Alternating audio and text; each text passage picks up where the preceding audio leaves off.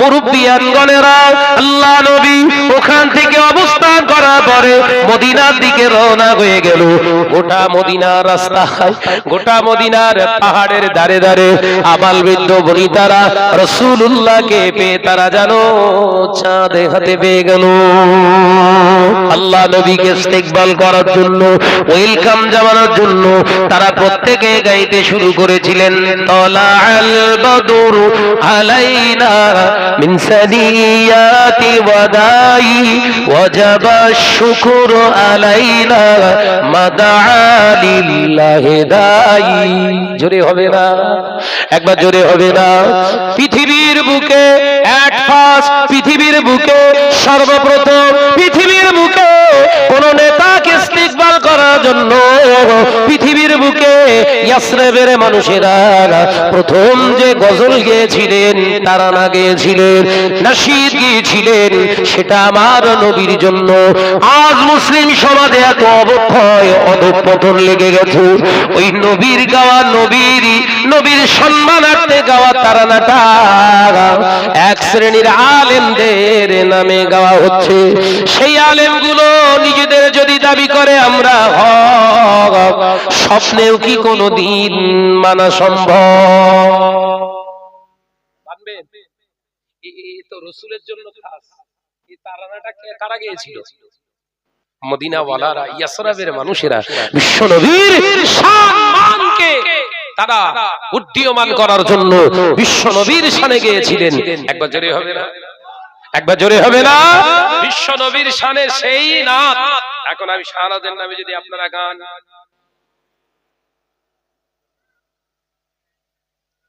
নবীর সমপরিমাণে ওই তারানা আমাদের জন্য হালাল না হারাম? জোরে বলেন। এগুলো আমাদের ক্লিয়ার হতে হবে। দাদা পীর রহমাতুল্লাহ আলাইহি মুজাদ্দিদ ছিলেন, তাই তো নাকি? যুগ সংস্কারক ছিলেন। দাদা হুজুরের শানেও তো গাওয়ার দরকার। কি বলছেন? কথা বলে না তো। দাদা হুজুরের সময়ও হিজরত হয়েছে, আপনারা শোনেননি বোধহয়। বলবে একটুখানি বলবো? আবার এই সব লাইভ দেখছে, আবার শুনে হয়তো কোনো মৌলী সাহেব বলবেন শুধু ঘটনা বলে। দাদা হুজুরের জীবনে শুনেছেন হিজরত করেছিলেন? শোনেননি বোধহয়, একটু বলবো। মুজাদ্দিদুজ জামান আমিরুশ শরিয়াত আলা হযরত দাদা পীর রহমাতুল্লাহ আলাইহি যখন ফুরফুরা শরীফে বসবাসরত, কিছু কুচক্করি মানুষ দাদা হুজুর পীর কেবলার উপরে এত প্রেসার ক্রিয়েট করতে লাগলেন, হুজুর তাদের উপরে মনোক্ষুণ্ণ হয়ে, মনে কষ্ট পেয়ে হিজরত করেছিলেন। এই প্রথম শুনছেন বোধহয়। হিজরত করেছিলেন, ফুরফুরা শরীফ থেকে হেঁটে হেঁটে হুজুর পালিয়ে গিয়েছিলেন রাতের অন্ধকারে। কোথায়? ওটা হচ্ছে হরিপাল, হুগলির হরিপাল থানার অন্তর্গত নালিকুল বলে একটা জায়গা আছে, নাম শুনেছেন? নালিকুল থেকে যেতে হবে প্রায় 6 থেকে 7 কিলোমিটার দূরে একটা জায়গার নাম হলো দোক। কি জায়গাটার নাম বললাম? দোক। ওখানে হুজুর কেবলার বড় মাদ্রাসা আছে। আসলে ভালো জিনিস যেখানে যায় তার খুশবু ছড়ায়। সুবহানাল্লাহ বললেন না? একবার জোরে হবে না? রজনীগন্ধা গাছে থাকলে শুধু খুশবু হয়? কোন জমিতে হয়েছিল, এখন এই প্যান্ডেলে লাগিয়ে দিয়েছে সুতোর সঙ্গে পরিয়ে, খুশবু হচ্ছে না? হয় না? এই মসজিদ, আমাদের মসজিদে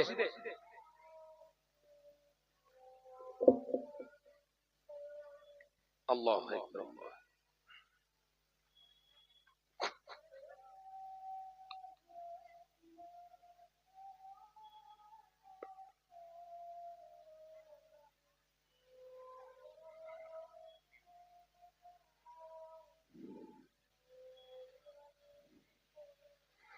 আল্লাহু আকবার, আল্লাহু আকবার।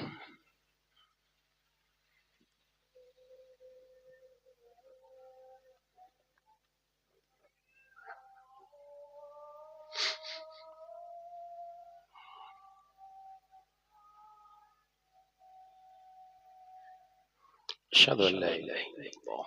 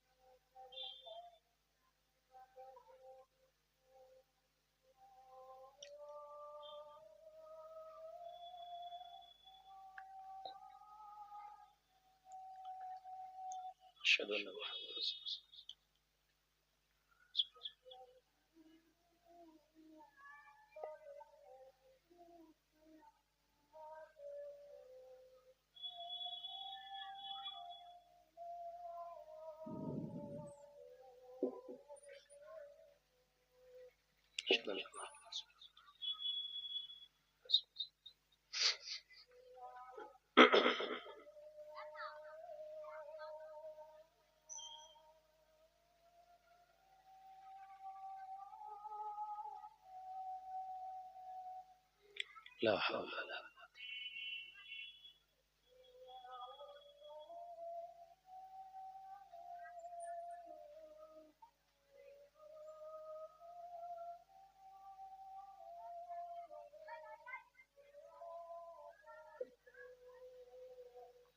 لا حول ولا قوة.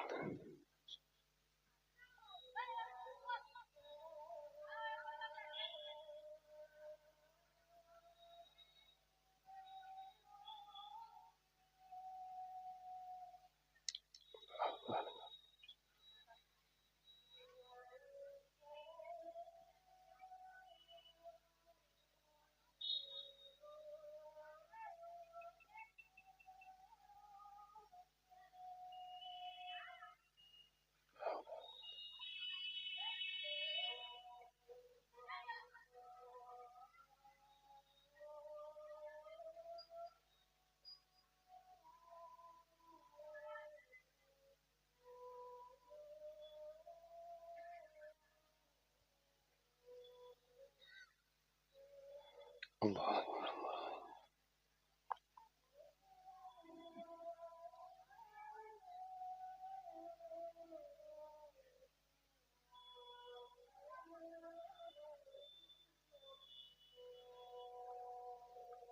لا إله إلا الله.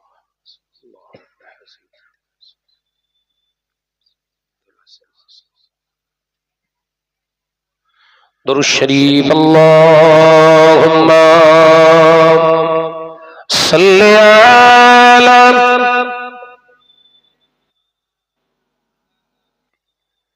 একটু প্রাণ খুলে পড়ো বাবু ওয়ালা আলি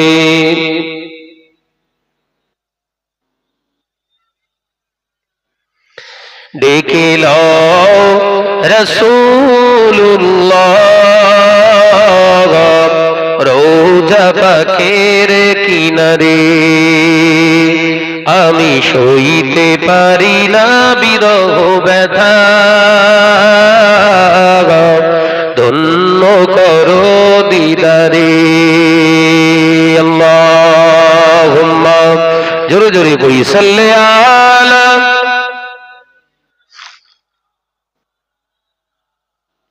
ওয়ালা আলি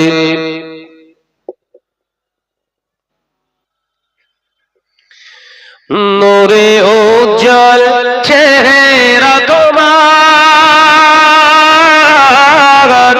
দেখে মন যে ভরে যায় তোমার ওই গুম্বদ খজরা দেখে ঈমানও বেড়ে যায় একবার জোরে হবে না নারে তাকবীর ডেকে লও রাসূলুল্লাহ রোজা পাকের কিনারে আমি সইতে পারি না বিরহ ব্যথা ধন্য করো দিদারে আল্লাহুম্মা সাল্লি আলা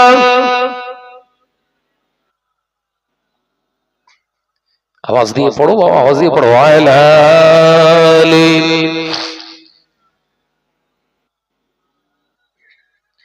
ও নজর যুবকেরা, ছেলেরা, বাচ্চারা, আমি আপনাদের বোঝাতে চেয়েছিলাম মুসাদ্দুরুজ্জামান আমিরুশ শরিয়াত আলা হযরত দাদা পীর রহমাতুল্লাহ আলাইহি হিজরত করেছিলেন। হুজুর আমার তোকে গভীর জঙ্গলের ভিতরে, হুজুর আমার ফাঁকা মাঠের ভিতরে, মাঠের একটি সাইডে জঙ্গল, হুজুর ওই জঙ্গলের ভিতরে ইবাদত বান্দিগিতে কাটাতে লাগলেন।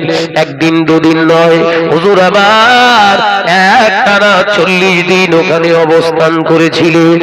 এ নওজোয়ানেরা, যুবকেরা, যে দুষ্ট প্রকৃতির মানুষেরা মুসাদ্দুরুজ্জামানের উপরে অন্যায় ভাবে নিপীড়ন করেছিলেন, হুজুরের উপরে অত্যাচার করেছিলেন, হুজুরের উপরে পাশবিক অত্যাচার করার কারণে হুজুর মনে কষ্ট পেয়ে চলে গিয়েছিলেন।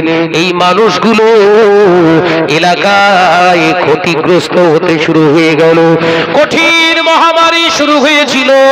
ও নওজোয়ানেরা, স্বপ্ন যোগে বড় বড় বড় বড় মানুষগুলো আল্লাহওয়ালারা স্বপ্ন দেখে বলতে লাগলেন, এই ফুরফুরা জমিনে এই মহামারী ততদিন পর্যন্ত ঠান্ডা হবে না যতদিন না আল্লাহর মুকাম্মাল আলেম, আল্লাহর প্রকৃত মাহবুব আঘাতপ্রাপ্ত হয়ে এখান থেকে চলে গিয়েছে, সে যতদিন না জমিনে ফিরে আসে আমার আল্লাহ এই গজবটা আর বন্ধ করবে না।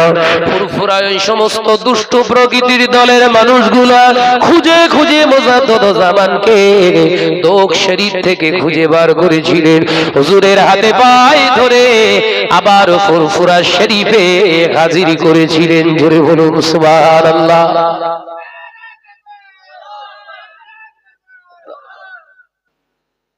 আল্লাহর ওলির মনে কষ্ট দিলে বদদুয়া দেয়া লাগে বাপ? এই কথা বলছেন না কেন? হাক্কানি আল্লাহওয়ালা যারা হয় তাদেরকে অন্যায় ভাবে মিথ্যা তহমত, মিথ্যা কিছু বললে ওর কানে আসার পরে ওই যে মনে একটু কষ্টটা একবার লেগে গেল, ওই কষ্টটা একদিন তোর উপরে 70 গুণ হিসেবে চাপবে। রাস্তা খুঁজে পাবি না। মুসাদ্দুরুজ্জামান আমিরে শরিয়াত আলা হযরত দাদা হুজুর পীর কেবলা রাহমাতুল্লাহ আলাইহির জীবনে একটা সুন্নাত ছেড়ে যাচ্ছিল, আল্লাহ হিজরতের সুন্নতটা আদায় করিয়ে নিয়েছিলেন। একবার জোরে বলুন না সুবহানাল্লাহ। আল্লাহওয়ালা শুধু আলেম, এই কথা বলছেন না কেন? শাহনাজ এক লাইন দু লাইন পড়ে খুব আলেমগিরি শোনাচ্ছ, খুব ডিগ্রি দেখলে মাথা কাজ করে না। যত ডিগ্রি অর্জন করেছিস ওই ডিগ্রির অনুপাতে আমল করিস তো? কথা বলে না। যদি নামের আগে থাকে মুফতি, তার মানে ফতোয়া, ডিসকাস, ডিসিশন, কোরআন হাদিসের অনুপাতে ডিসকাস করে ডিসিশন, সিদ্ধান্ত নিয়ে সমাজকে বার্তা দেনেওয়ালা, এর নাম হলো মুফতি। তুমি মুফতি লাকাব ধারণ করলে শরিয়াতের হুকুমকে বুড়ো আঙুল দেখিয়ে নিজের নাম, নিজের যশ, খ্যাতি অর্জন করার জন্য অন্যায়কে ন্যায়, ন্যায়কে অন্যায় বলে চালিয়ে দিলে, হালালকে হারাম, হারামকে হালাল বলে চালিয়ে দিলে, ওই লাকাবের সঙ্গে কি কর্মের মিল হলো? কথা বলছেন এখানে। ওই জন্য তোমার নাম সানডে মুফতি। কথা বুঝতে পারছেন না? ওই জন্য তোমার নাম সানডে মুফতি। দেখেন এই প্রমাণ দিচ্ছি তো। মহিলাদের কণ্ঠস্বর শোনা খারাপ, ওয়াজ করলাম, ফতোয়া দিয়ে দিলাম, আবার ওই মহিলাকে দিয়ে তাড়ানা পড়ালাম। এটা হলো নিজের জুতো নিজের গালে মারা। ও নওজোয়ানেরা, মুরব্বিয়ান গণেরা, ছেলেরা, বাচ্চারা, পর্দারাশি মা ও বোনেরা, আলোচনা বধুর আল্লাহর ওলি মুসাদ্দুরুজ্জামান আমির শরিয়াত আলা হযরত দাদা পীর রহমাতুল্লাহ আলাইহির হাতে বায়াত হয়েছিল। আল্লামাইহি, আল্লামা রুহুল আমিন সাহেব রহমাতুল্লাহ আলাইহি, আল্লামা নিসারউদ্দিন রহমাতুল্লাহ আলাইহি, আল্লামা শাহ সুফি বজলুর রহমান দরগাপুরি রহমাতুল্লাহ আলাইহি, আল্লামা শাহ সুফি আব্দুল মাহবুব ফারুকী রাহমাতুল্লাহ আলাইহি, আল্লামা আব্দুল আজিজ সাহেব কনকপুরী রাহমাতুল্লাহ আলাইহি, আল্লামা ডাক্তার শহীদুল্লাহ রাহমাতুল্লাহ আলাইহি, আল্লামা নিসারউদ্দিন রাহমাতুল্লাহ আলাইহি, আল্লামা শাহ সুফি হযরতে সুফি আব্দুল মুমিন সাহেব রাহমাতুল্লাহ আলাইহি, এই সব বড় বড় হাস্তিগুলো, বড় বড় আলেমগুলো মুজাদ্দিদ জামানের হাতে বায়াত হয়েছিলেন। তার কারণ অন্য কিছু নয়, মুজাদ্দিদ জামান শুধু ইলম হাসিল করেনি, কিতাব পড়ে শুধু আলেম হয় না, শুধু কোরআন হাদিসের ব্যাখ্যা দিয়ে যায় না। মুজাদ্দিদ জামান যতটুকু ইলম হাসিল করেছিলেন, আল্লাহ তার উপর দিয়ে, ওই ইলমের উপর দিয়ে তার জীবনটা গঠন করিয়ে দিয়েছিলেন। একবার জোরে হবে না, একবার জোরে হবে না। আল্লাহর ওলি হয়ে গেছিলেন দাদা পীর রহমাতুল্লাহ আলাইহি। রাসূলুল্লাহর হাদিসগুলো মুখস্থ করে, কিতাবগুলো মুখস্থ করে নিজের জীবনে আমল করার কারণে রাসূল পাক সাল্লাল্লাহু আলাইহি ওয়াসাল্লামের দরবারে যেতেই আরব আপনার মদিনাতুল মুনাওয়ারার গভর্নরকে স্বপ্ন যোগে রাসূলুল্লাহ বললেন, আমার আবু বকর এসেছে, আমার আবু বকর এসেছে। আবু বকর মসজিদুল নববী শরীফের এক কোণায় বসে আছে। আমি রাসূলুল্লাহ বলছি, আমার আবু বকর যেন আমার সামনে এসে সালাম দেয়। এই জোরে বলেন না। দাদা পীর রহমাতুল্লাহ আলাইহি হুজুর গভীর রাতে মুসাদ্দিদ জামান আমির শরিয়াত আলা হযরত দাদা পীর রহমাতুল্লাহ আলাইহি হুজুর আমার মসজিদুল নববী শরীফে মুরাকাবা মুশাহিদার ভিতরে রয়েছে। এমন সময় দেখতে পাওয়া যায় বসিরহাটের বড় মাওলানা আল্লামা হিন্দ আল্লামা রুহুল আমিন সহ হযরত শাহ সুফি আব্দুল মাহবুব সাহেব ফারুকী রহমাতুল্লাহ আলাইহি মেদনাপুরি হুজুর কেবলা আস্তে আস্তে গিয়ে হুজুরের কাছে যে আওয়াজ দিলেন, হুজুর হুজুর। মদিনার মসজিদুল নববী শরীফে হুজুর ভিতরে গিয়ে ডাকলেন ইশারা করে, হুজুর হুজুর আপনাকে রাসূলুল্লাহর মাজার মুকাদ্দাস থেকে একজন রাসূলুল্লাহর মাজারের খাদেম আপনাকে তালাশ করছে। হুজুর আপনি উঠো। আল্লাহর মাহবুব বান্দা মুরাকাবা মুশাহিদা ছেড়ে দিয়ে হুজুর দেখলেন কি ব্যাপার, কি ব্যাপার বাবা আব্দুল মাহবুব ফারুকী, কি ব্যাপার বাবা রুহুল আমিন। হুজুর আপনাকে রাসূলুল্লাহর দরবারে খাদেম ডাকছে, আপনার নাম ধরে ডাকছে। যুবকেরা, ছেলেরা, বাচ্চারা, পর্দা নশিনা মা ও বোনেরা, মুজাদ্দিদ জামান টুক টুক টুক টুক করে রাসূলুল্লাহ দরবারে কাছে আসলেন, মাজার মুকাদ্দাসের কাছে আসলেন। ওই সময় মাজারের হুজুরের মাজারের খাদেম ছুটে এসে মুজাদ্দিদ জামানকে জড়িয়ে ধরলেন। ও আব্দুল মুক্তাদিরের বেটা, বাংলার আবু বকর, আপনি আসুন, আপনি আসুন। রাসূলুল্লাহ জালির বাইরে দাঁড়িয়ে থেকে আপনি সালাম দিয়েছেন, আল্লাহ নবী নির্দেশ দিয়েছে আপনি বাইরে থেকে সালাম দেবেন না। আমার নবী হুকুম দিয়েছে আজকে মাজারের গেটের দরওয়াজাটা খুলে দেয়া হবে, আপনি রাসূলুল্লাহর মাজার মুকাদ্দাসের ভিতরে যে সালাম দিন।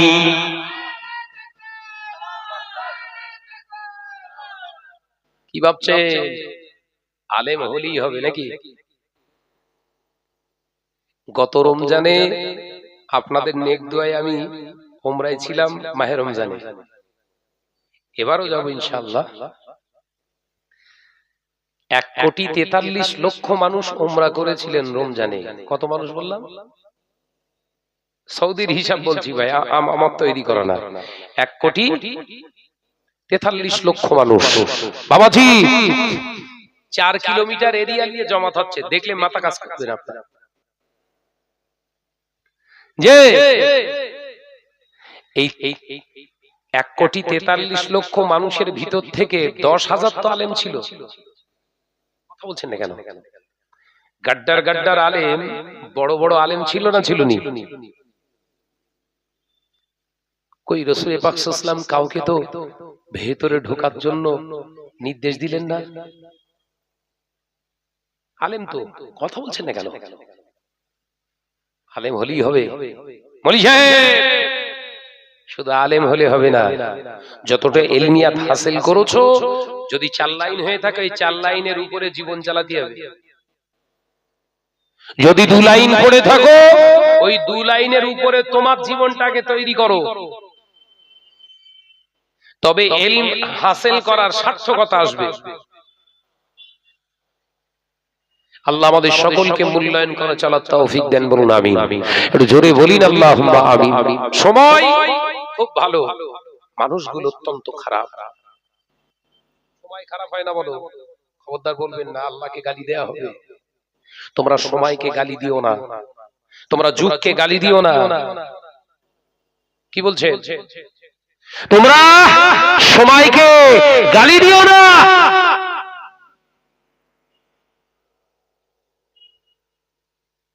কারণ সময় নির্ধারণ করি আমি আল্লাহ। একবার জোরে বলুন না, একবার জোরে হবে না?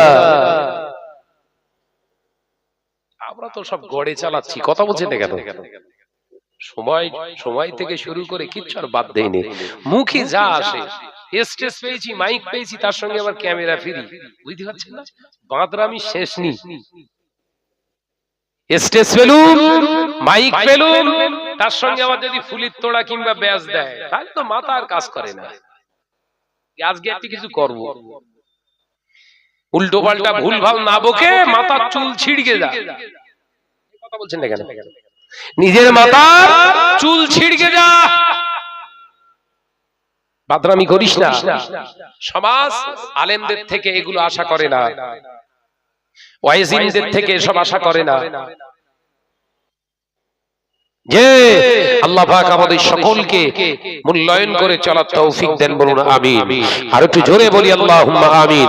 মুজাদ্দিদুল জামানের নীতি আদর্শ সিলসিলা একনিষ্ঠ প্রকৃত পক্ষে ভক্ত অনুরক্ত হওয়ার আল্লাহ তৌফিক দেন, বলুন আমিন। আজকের বিভিন্ন প্রসেসে, বিভিন্ন প্রক্রিয়ায় আমার দাদা পীর রাহমাতুল্লাহ আলাইহির সিলসিলাকে নষ্ট করার একটা পরিকল্পনা চলছে। বিভিন্ন প্রসেসে, শুধু স্টেজে নয়। আমরা ভাবি হয়তো স্টেজে শুধু হচ্ছে না, শিক্ষার আঙিনা থেকে দাদা হুজুর পীর কেবলাকে মুছে ফেলার একটা নকশা চলছে। শিক্ষা শিক্ষা বড় বড় শিক্ষা কেন্দ্র তৈরি হচ্ছে, দাদা হুজুর পীর কেবলার নীতি আদর্শ এই প্রতিষ্ঠানে আর নেই। এই কথা বলছে না কেন? তারা তাদের মতো করে চালাতে চাইছে, কারণ তাদের মেন হেড জায়গা বাইরে, অন্য জায়গা থেকে তারা সেই সব সিলেবাস, সেই সব কথাবার্তার পাঠ্যপুস্তক আকারে এখানে পাঠিয়ে দিচ্ছে। আমাদের ঘরের বাংলার ছেলে, এরা কাদের ঘরের ছেলে? এ তো সব ফুরফুরা ঘরানার ছেলে। কথা ঠিক না বুঝে বলে? এই সন্তান কার হাতের তৈরি? মুজাদ্দিদুল জামানের তৈরি করা এই বাগান, সব মুজাদ্দিদুল জামান দাদা হুজুর পীর কেবলা রাহমাতুল্লাহ আলাইহির কলবি সন্তান। একবার জোরে বলবেন না? এই কলবি সন্তানগুলোকে পথভ্রষ্ট করার জন্য কিতাব আকারে তাদেরকে তুলে দেয়া হচ্ছে। কারণ ওরা যখন কোরআন তেলাওয়াত করবে, ওরা যখন হাদিস তেলাওয়াত করবে, ওরা যখন সারা শরিয়াতের আওয়াজ তুলবে, ওদেরকে জিজ্ঞাসা করবে কোথা থেকে পড়াশোনা করেছিস? এত সুন্দর শিক্ষা, এত সুন্দর সুন্দর এডুকেশন, এত সুন্দর সুন্দর কিরাত কোথা থেকে শিখলি? ওই ছেলেটা একবারও বলবে না দাদা পীর রাহমাতুল্লাহ আলাইহির সিলসিলা, দাদা পীর রাহমাতুল্লাহ আলাইহির অনুসারে চালাওয়া, দাদা পীর রাহমাতুল্লাহ আলাইহির নীতি আদর্শ মেনে চালাওয়া এই প্রতিষ্ঠান মাদ্রাসা থেকে শিখেছি। বলবে? এই কথা বলছেন না কেন? বলবে? বলবে না। কি বলবে? অমুক মাদ্রাসা, অমুক অমুক কোম্পানি পরিচালিত এই মাদ্রাসা থেকে আমরা শিখেছি। তখন বলবে কি সত্যি ওরা কাজ করছে।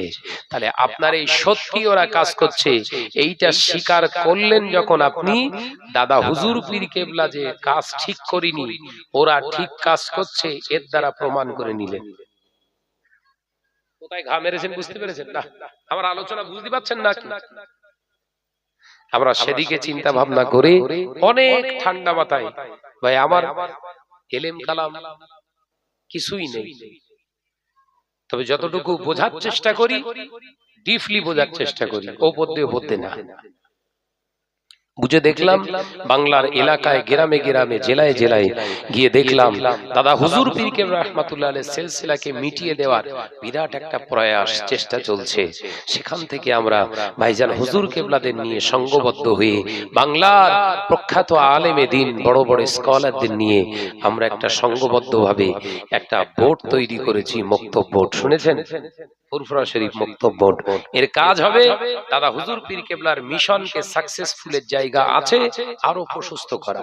একবার জোরে বলুন, একবার জোরে হবে না কি? এই মালিয়াড়ি গ্রামে যে মসজিদ কেন্দ্রিক মক্তব চলছে, আমরা চাই বেসিক্যালি একদম ভিত থেকে ওদেরকে তৈরি করতে। এই মক্তবে ঘরে বাচ্চারা যে পড়ছে অন্যের লিখিত কিতাব, এই কিতাবটা অন্যের লিখিত কিতাব না দিয়ে সিলসিলার বলিষ্ঠ হাতিয়ার আলেমে দ্বীন বড় বড় স্কলারদের দিয়ে আমরা সিলেবাস তৈরি করেছি। ওই সিলেবাসটা যদি আপনার বাচ্চারা পড়ে, ওই কিতাবটা যদি পড়ে, তাহলে আগামী দিন কোন ভণ্ড মলি সাহেব, কোন ভণ্ড বক্তা যদি চাতুরতার সঙ্গে সিলসিলা বিরোধিতা করে, ওই ছোট বাচ্চাদের চোখে ধরা পড়ে যাবে। কথা ঠিক না ভুল? জোরে বলে। ধরা পড়বে না? পড়বে না? ওই বাচ্চাটা উঠে দাঁড়াবে। দাঁড়ান, আপনি যে কথাটা বললেন, কই আমরা দাদা হুজুর পীর কেবলার ইতিহাস থেকে, দাদা হুজুর পীর কেবলার সিলেবাস থেকে তো আমরা পাইনি। তাহলে কথাটা নিশ্চয়ই আপনার তৈরি করা কিংবা আপনার কোন কোম্পানির কথা। প্রতিবাদ করতে পারবে না? পারবে না? সেদিকে খেয়াল করে হুজুর কেবলাদের নিয়ে আমরা একটা এই বোর্ড চালাচ্ছি। এই বোর্ডের সভাপতি হলেন পীর আল্লামা শাহ সুফি ওমর সিদ্দিকী চাচা জান হুজুর কেবলার ছোট সাহেবজাদা আলহাজ হযরত মাওলানা পীরজাদা ভাই সানাউল্লাহ সিদ্দিকী ভাই জান হুজুর কেবলা।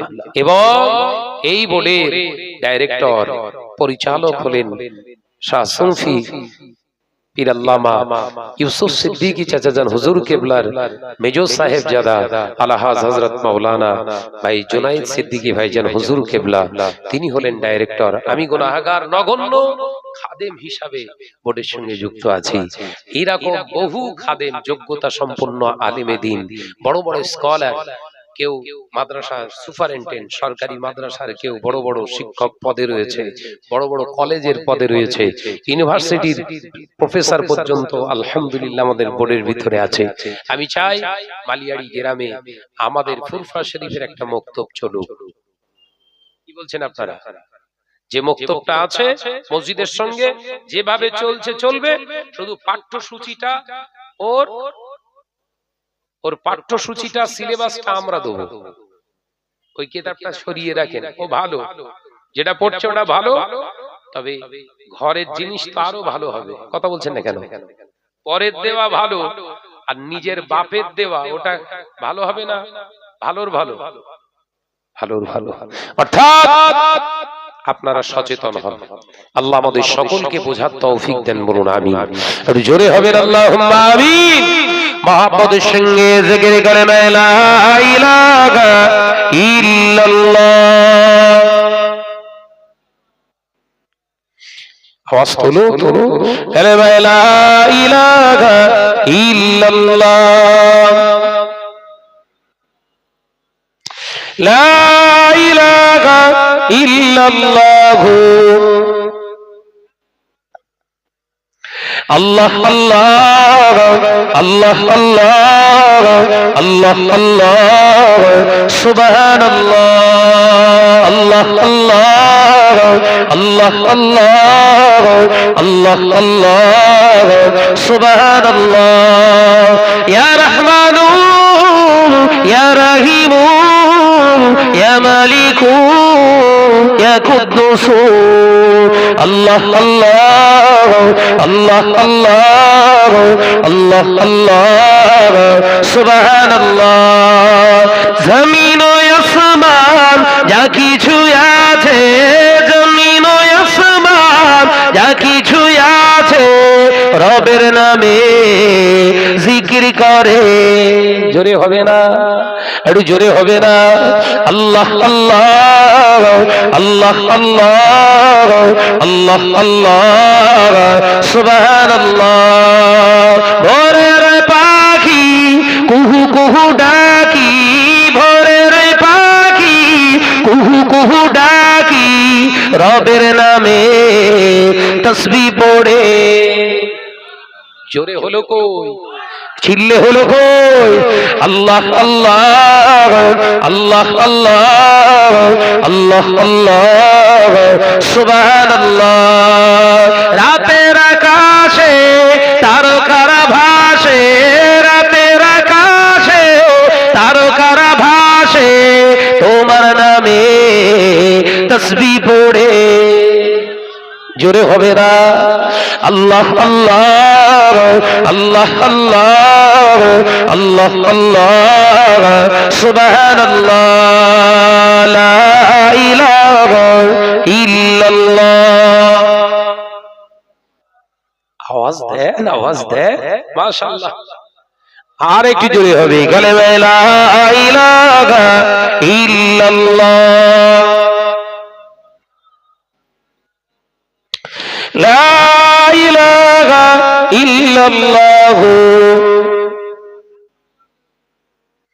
পাহাড় ঝরনা ঝরে ঝরে যায়, পাহাড় ঝরনা ঝরে ঝরে যায়, তোমার নামে তাসবিহ পড়ে। জোরে বলে, আরেকটু জোরে বলে, পড়েন আল্লাহ আল্লাহ আল্লাহ আল্লাহ আল্লাহ আল্লাহ সুবহানাল্লাহ।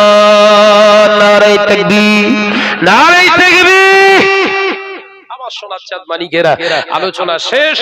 আমি শুধু দুটো কথা বলবো। বিষয়বস্তু হলো, মাঝখানে একটু বলেও ফেলেছি, এই ওয়াকফ বিলের এই জঘন্যতম